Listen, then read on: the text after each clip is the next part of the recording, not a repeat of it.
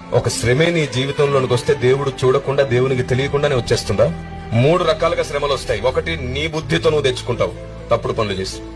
2, నిన్ను నిరూపించడానికి, నిన్ను గొప్ప చేసి బంగారంగా మార్చడానికి దేవుడు శ్రమలు అనుమతిస్తాడు. ఓకే.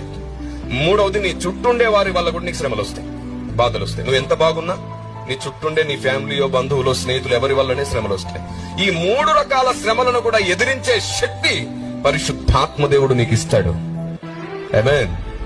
ఎట్లాగిస్తాడంటే, నీవు తెలివి తక్కువగా శ్రమల్లో పడ్డా అది నీకు అనుభవంగా మార్చి నీకు శక్తిగా ఇస్తాడు. మొదటి విషయం.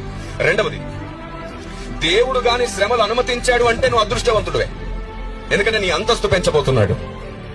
3వది, నీ చుట్టుండే వారి వల్ల నీకు శ్రమ వచ్చినప్పుడు కూడా, వారి వల్ల కలిగిన శ్రమలలో కూడా నీవు అనేకులకు అనుభవం, అనేకులకు వెలుగుగా మారిపోతావు. Praise the lord. అక్కడ నీ ప్రేమ పరీక్షించబడుతుంది, అక్కడ నీ ఓర్పు పరీక్షించబడుతుంది, అక్కడ నీ సహనం పరీక్షించబడుతుంది. మనం ఏం చేస్తాం తెలుసా? శ్రమ రాగానే తొలగించు ప్రభువా అని ప్రార్థిస్తాం. తప్పు ప్రార్థన. కీడు నుండి తప్పించు ప్రభువా అని అడగండి.